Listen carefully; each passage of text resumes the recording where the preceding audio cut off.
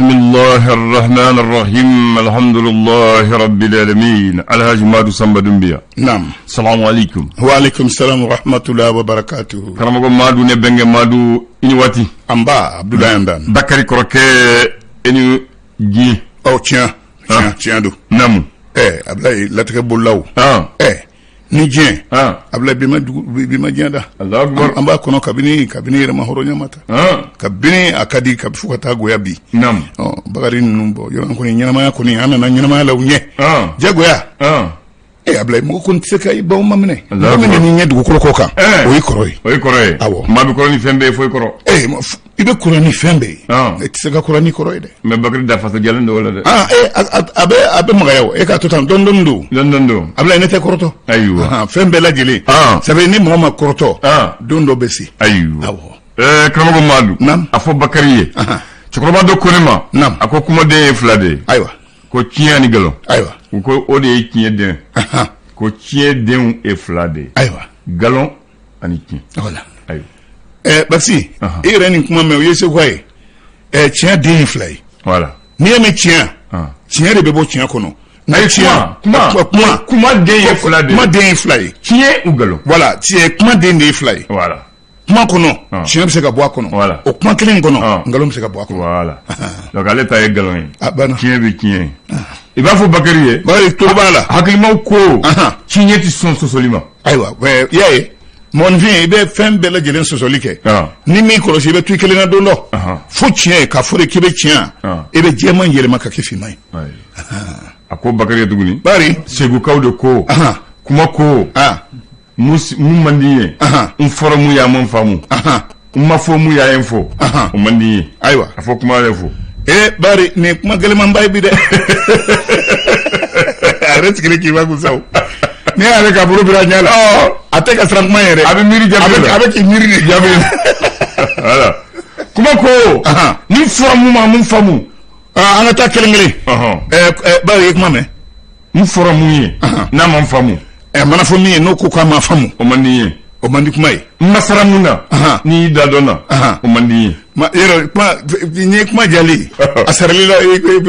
ikise ka do fala mama sarila ki pangi fili kuma la ne mi sorola o yero no o de mandi kuma re asabana ato mo ko ikanga fo re ni man fo ga o bendini fembe na atmando sama mana do mata me nega bari sabe akra zirai aywa fembe atmabulu bismillah karamo nakle bakari ya famu bi famia be twenga ba so ko do ni kenaka ko re aywa bana abla chia la ire febe fu ni ngani do ba ka no fara do ga bakari anaka be se ko ya be ataka ni fore ay ataka ni fo ay no ba do be srinye yo mina woni yoro indi allah akbar se mo be nyindi ke abla dan to tigila mona hakilla kwa ale sera so ki ida ki to inola ni ngela bena tendro ke iskilent to droka timila shwe ali teta to dwala hakima ko dunam ba fo dugutigiye ifa wala nyene ya ko dugutigi ko sola wa o ko no kera e bi koloshi o be do don voilà fa wala nyene ko dunam ba ay ko dunam ba fo dugutigi ifa wala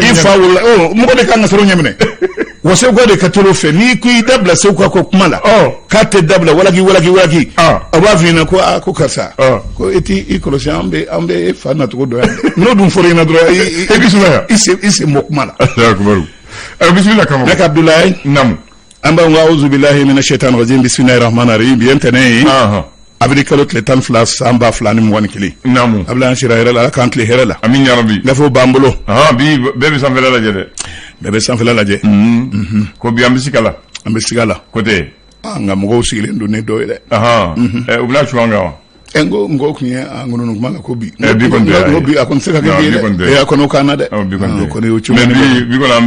ambi kalofle aywa dobi lolo ye dobi kaloye aywa l'indicateur de renouveler mon sebe bi adama alukuni ka kuma la dag adam daman dak ako bi nya sebeni tomba ay ka garantie sur man la de ko di ko kadaka ko mi karata dun rei ko ka foka alajiya miliyon ma premier ministre Mokhtar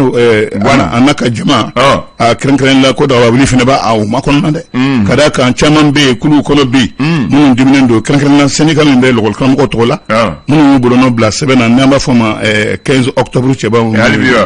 ya tikita tema luma ye dantkeli ke yoro sigiri do kera o mason ka ya kene kan ya la gusi la gusi ku o yo fo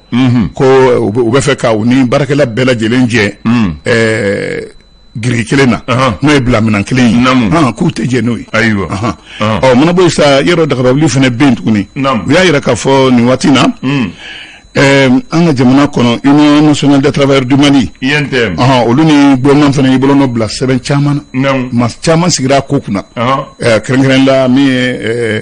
réintégration no ani mo to sebeni mun tara retraite anticipée la ko chaman fra dodo kadodo retraite kadodo pension na katla pension nganga sara uye no reconversion o war fene ko sara uye bolo famo jena na e bolo no blarala ko nga alsa bolo ko te ka strasro wintem ko saranga lido kala tena me ufena bunu kambode wa alaba abitake barabla de ma bo sa ali ni wati na covid-19 asigna ni barka bade en fait ni atako sabanaye tako sabana ni mo ba jate ka fo obegnya kono o ni jigare ko sabani ajugarama la samali re kongo malimbe kabini alamsa timini ko ubina fere krowtge ukni munu fo ka kombinye ka fere krowtge fere munu ni andilla ala nandilla ka do nawfe ka yoro datugu katla ka maski nu datugu na ka o wajibi beka e man ke furba kana mun ka walma e jama kana woyo nyona ka teme ma biduru bonyango ka ko o wala yo bena mi ubena kura tuguni ka bana kumbe o la sa mi section RPM gawo ma chama simbo ka kulura segere président mi be parti kuna no docteur Bokari Teretaye ako ma fenfe simbo ko ni sa fo vital ko kadaka jende ko digne donna Allahu akbar l'indépendant musebe ene bana kuma na akodi akumana ni wati na ya ira ka fo transition debe se ka ko la clé a rebolo to ko chaman jengelen do abolo o M5RP o ko chien la kalon ni na toy ni no sungaloy wuli ka jo ala yɛrɛ bonya kama ni sungalo bonya kama bu yɛrɛ menna na sungalo mana ban sike keke na de u y'a bila yɔrɔ min na ko b'a ta dakɔrɔ la a kɛra salota fana o y'u minɛ sungalo sɛmɛnɛ o y'a dagaw de ye nin sa ayiwa o ko ye min cour suprême ni o bɛ tali kɛ CNT ale ciriko kuma la o ciriko kuma min ni M5RP maaw ye o kuma fɔ ko alisa u tɛ k'u senna teliya o ko la u kɛlen bɛ k'u sigi fana k'o fana makɔnɔ an bila nin waati na cɛman Hubert Kulibali ni ale kumana n'ale ARP cɛbaw ye a ye dantigɛli dɔ kɛ maaw ye a ko faama minnu n'o ye cɛmancɛ fanga maaw ye k'u kan ka gouvernement d'union nationale kan ka baara bɛɛ lajɛlen kɛ ni o hakilina ye min ni o delila ka kɛ Jɔnkuda Tarawele fɛ san 2013 u ye 12 fɔ yan 12 maa wo sa ni ye an ka jamana yɛrɛ sa ɲɛnsɛnɛ tɔnba a kɛlen bɛ ka i ɲɛmada Mali ma yɔrɔ u ka cɛdenw fali min dara ɲɛnsɛnɛ tɔnba maaw kan a ɲɔgɔn ma deli ka da u kan diɲɛ fansi ka tɛmɛ Mali ta in kan o y'a yira k'a daminɛ sa k'a daminɛ kabini 2020 maa minnu tora olu ka jama kɔnɔ maa 22 awa maa 99 olu joginna mungu ni kisɛ cira olu ka jama la jama minnu ni maa min ma bɔ ka taa u dagalen sɔrɔ u yɛrɛ sigiyɔrɔ la dɔrɔn ka bin u kan cour d'assises a bɛ bɔ nin waati na u y'a yira k'a fɔ dɔ filɛ nin ye ka tasuma don k'a dabɔ a kama a baarakɛɲɔgɔn dɔ o ka minɛnw na a bɛ se ka kɛ cileya yɛrɛ ma ni ɲɛnkunɛ ciya yɛrɛ ma Musa Jalo a jɔra ale la wa san 5 a n'o kɛ kaso la wa hali da tɛ don a ka kuma yɛrɛ la kuma in ye ne fana de ye nin fɔ Info matin ale ɲɛfɔlɔ la Seydou ale de jaabi yan Seydou ye jɔn bon Seydou u kɔni ko ko Seydou ko Malikura Seydou Kulubali Seydou Kulubali ko a b'a fɛ ka ɲɛmɔgɔya sɔrɔ a bɛ fɛ ka ɲɛmɔgɔya sɔrɔ wa a ye yɛrɛ kofɔ daminɛ ka ban a taara fo Mopti san 2022 karata la a jigi b'a kan ka fɔ bolongɔni na sin ale la ko a fɔ ne ko ni kɛlɛ ma dabɔ fɔlɔ ni kunbo o b'i tigɛ dɛ o fɛrɛ tiɲɛ Ablaye nin waati na fɛn min ye front social ye n'a fɔra ko wulikajɔ mɔgɔ kan ka siran ɲɛ bɛɛ bɛ ko ne hakɛ kɛnɛya tigilamaaw olu kɔnkɔnmalen bɛ baara bila fɛnɛ kama dɛ fɔ nin waati tɛ dɛ a kɔni tiɲɛ la o tɛ nin waati tɛ nin ye de a kɔni ma nɔgɔ mɔgɔ bɛ ka siran a ko yɛrɛ ɲɛ ayiwa n'olu nan'u sen don nin na a ka ca ala u b'a tɔ bɛ nɔɔni kuma de ye nin ye informateur de y'a fɔ nouvelle jumɛn b'a la min b'a la Yusu Toloba ni ale ye dɔgɔnɔ ka groupe armé ɲɛma ni a bɛ dante i n'a fɔ dɔgɔnɔ donsow Dana a ko ni u bɛ fɛ ka diinɛ tigilamaw de bila ka na kuma olu ni jihadistes ni ɲɔgɔn cɛ ko ni mɔgɔ fɛn fɛn sera olu ma ko i nana diinɛ ka i sinsin yɔrɔ kɛ diinɛ kuma de ye k'olu bɛ i jate i n'a fɔ e jadisi de ko u t'i kunbɛn dɛ ni fɛn fɛn y'i sɔrɔ ni o y'i yɛrɛ n'o ye m'a fɛn fɛn mana s'u ma ka na ni diinɛ turu ye min mana i sɔrɔ k'i yɛrɛ ka laɲini n'o ye Mamu Diko k'a taara serifu fɛ yen Ɲoro serifu u yɛrɛ ja bɛ a bolo diinɛ bɛ ɲɔgɔn ma taara ɲɔgɔn ye a ko kunun minnu n'olu kun tɛ kan kelen fɔ ko bi olu bɛ fɛ ka u tɛgɛ don ɲɔgɔn bolo ka kɛ kan kelen fɔbaga yɛrɛ ye Conseil national de transition sariya dɔ kɛrɛnkɛrɛnnen ka a lajɛ minisiri kɔrɔ minnu bɛ yen ni olu yera tɛnɛmako la ni u ye nafolo dunko cɛjugu yɛrɛ ko kulu dɔ kɛ sigi olu kama transition kabini an b'an tɔn la yanni u kɛ u kɔ don jamana yɛrɛ la Ablaye nouvelle horizon le républicain ce qu'on est républicain là alors n'an ta républicain sa ma kɔni bɛ yan nɔ u y'a yira k'a fɔ ale de kɔnɔ ko nin waati na mais jamanadenw don da kelen fɛ ka bɔ da kelen fɛ tako filanan n'o ye jɔnjɔn tako filanan ye k'o di maa ma min ni o ye waleya kɛ o baara la k'a bɔra dɔgɔkɔrɔ k'a bila don wɛrɛ la sigi kun kelen bɛ ka nin yɔrɔ nin don masina kɔnɔ Memorial Modibo Keyita la nka an bɛ don min na i ko bi faamaw yɛrɛ y'a dɔn k'a fɔ an bɛ bolo min kan ko caman bɛ yen u kan k'u yɛrɛ minɛ o la i n'a fɔ sunkalo bɛ k'i kɔngɔma ka na an fɛ yan o mana bɔ yen maa 15 minnu bɛ yen ni a kun jateminɛlen bɛ olu yɔrɔ k'a fɔ olu ye maaw ye minnu ye waneya kɛ cɛsiri kɛ u ka baaraw la o n'a ɲɔgɔnnaw ko k'a to don wɛrɛ la adamaden de bɛ kɔrɔtɔ n'o tɛ don bɛ se Ablaye nin waati na salon international de recrutement Mali la ko denmisɛnnin minnu bɛ yen n'u tilara kalan na ko nin kɔni bɛ kɛ kunnajaba de ye denmisɛnninw bolo u fana kɛ baara sɔrɔ a kun fɔlɔ nin y'a ta ko fɔlɔ ye salon international de recrutement au Mali Sir Mali entreprise min y'a ko daminɛ o ye emploi et moi a baara kun fɔlɔ kɛra hôtel de l'amitié la Bamako yan républicain le malien est-ce que an yɛrɛ ye malien yɛrɛ sisan Ablaye aw kɔni ye malien ye tiɲɛ yɛrɛ la aw ye malien ye parce que malien a bɛ komi turulen dɔ bɛ aw kun min kun tɛ aw ye turulen dɔ bɔ parce que an bɛ yɔrɔ min na tiɲɛ na an kɛra dɔnbagafili ye hali malien yɛrɛ ne yɛrɛ fɔ n ko Mali kɛra dɔnbagafili de ye an kɛra jugu sago ye o de mɔn ko est-ce que an yɛrɛ ye malien tuguni ayiwa o yɛrɛ de kɔni tiɲɛ la Ablaye a bɛ ɲininkali kun bɔ Samuel Jara président fédération IRD Bamako a ko Mahamadou Igor Jara k'a fɔ de ko ŋunun kuma b'a la k'a nata IRD sɛgɛrɛ ko kuma kɔni ye ŋunun kuma de ye hali n'a sɔrɔ a ko bɛ sen na a ma waleya fɔlɔ Ablaye Dagabawuli bɛ adama kɔnɔ bi dɛ nin kalo laban in na Dagabawuli bɛ yen ko ka d'a kan bɛɛ lajɛlen kelen bɛ k'i ɲɛsin parti africain pour la solidarité et justice ma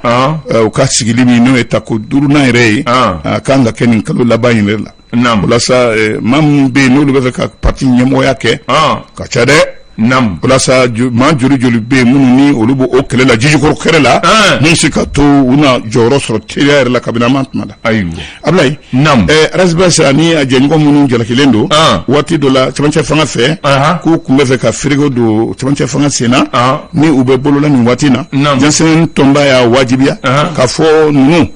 a ye ninnu nɔbɔli dabila ayiwa a y'u kan hɔrɔnya kabini an b'an tuma la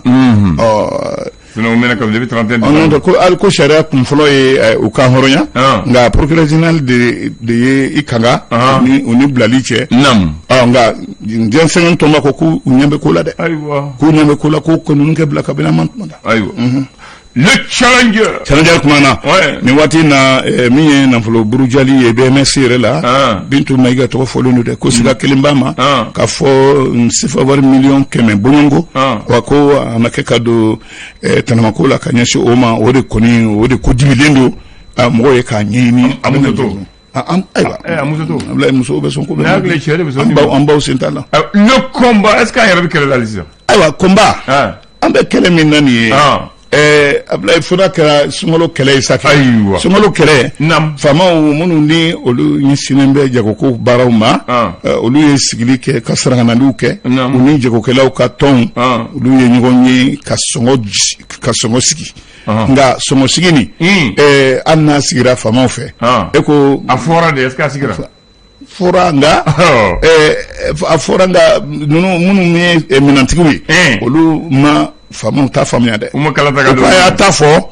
o ye aw ta ye nka anw ta an b'a kɛ an sago la o la sa fɛɛrɛw bɛ ka tigɛ maa minnu bɛ se ka yala ka i yɛrɛ kɛ i n'a fɔ sannikɛla gansan ka sɔngɔ ɲininkali kɛ n'a jɔrɔ i la ka sɔrɔ sɔngɔ min binna ko bɛn kɛr'o kan Ablaye k'i bɛ kɔsɔrɔ dɛ o ko de y'a kɔmɔ de y'a fɔ les échos wele e bɛ kansara min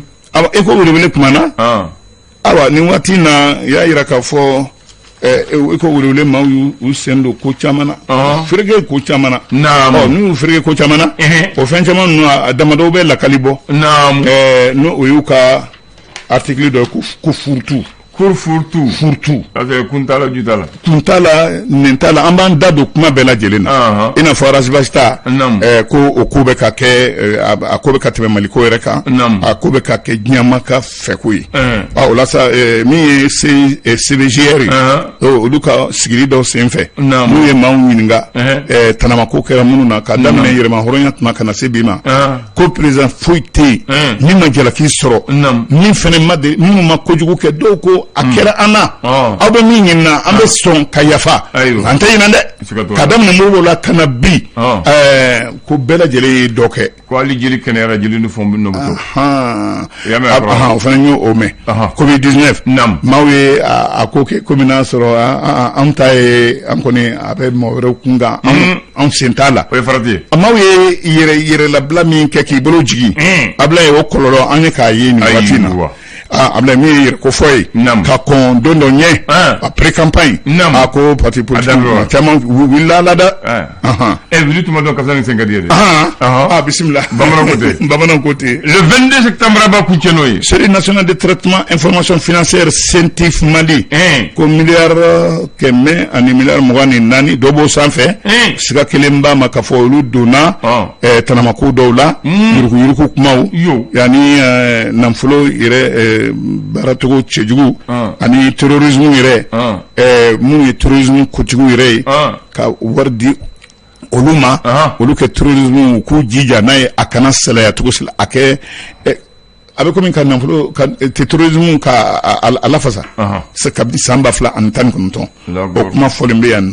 nɔ min ye siège min bɛ CNJ tɔgɔ la o datuguni a ko sigi kelen bɛ ka conférence kɛrɛnkɛrɛnnen de ma kɔnɔ mun bɛ se ka to a ko na sira sɔgɔmada ni kuma nin 22 septembre ayiwa kɔrɔlen dɔɔni fɔ Bakari ni ye Segu Bakari a tulo b'i la Segu Bakari ni n ko n bɛ kɔrɔlen f'i ɲɛna fo n'a kɛra yɔrɔ min filɛ nin ye cinéma Babimba Soudan ciné ouais a datugulen do sisan ngume be ka fɛn fila fɔ Baxi ye namu Soudan ciné Baxi tulo la yɛrɛ ka kɔn Soudan ciné ɲɛ an kun b'a fɔ a ma ko cinéma mal a tɔgɔ de tun ye cinéma mal cinéma mal ye jɔn ye Libanais dɔ de tun ka cinéma so don yanni u ka a lasago Soudan an ka faamaw ma nka Ablaye i bɛ tɛmɛ pont min na ka cinéma Mali tel siège pont i bɛ tɛmɛ min na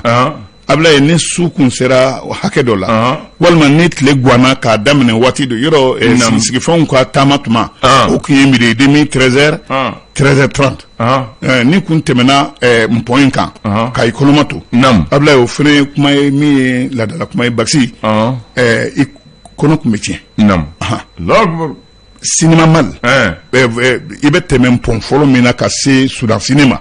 13h 13h30 muso kɔnɔma kun mana tɛmɛ a kan kɔnɔ kun bɛ tiɲɛ walima ni su kɔrɔbayara k'i tɛmɛna a kan kɔnɔ kun bɛ tiɲɛ ka da ka sigi fɛnw fana kun bɛ a yɔrɔ ma awɔ mais colonel tun bɛ dɔw tun bɛ Bamako Mali bɛɛ la o tɛ sisan téléphone tun ma wara ka kɛ téléphone ma ye téléphone sɛbɛn Bakari bolo ko ma tiɲɛ wa bon o waati ni livre dɔ de bɛ yen soutènement b'a bɔ régie Mali bɛɛ la bɛɛ ka numéro b'a ni mɔgɔw bɛ numéro la i b'o ta dɔrɔn annuaire la i b'a ta kosɛbɛ ko annuaire a tunnen don nafa b'a la tuguni ma Ablaye bon o tɛ bɔ tuguni soutènement t'a bɔ maa si t'a bɔ sinon fɔlɔ a tun bɛ bureau ni so la ni mɔgɔw bɛ Bakari la an tɛ Bakari dɔn établissement Bakari si Segu n b'a dayɛlɛ dɔrɔn n b'a kɛ numéro ta n b'a wele i b'a wele mais o fana a tunun o fana tiɲɛ voilà o fana n b'o fɔ o fana tiɲɛ dɛ Bakari ye o tɛ kɛ yɛrɛ sisan Bakari i kuma mɛn e hakili b'a la Bakari ni hakili t'a la i bɛ se k'a fɔ an ɲɛna parce que an bɛ ka ɲɛfin di voilà parce que e kan ka nɔti ta an ko voilà ka sɛbɛn Dumbia awa jite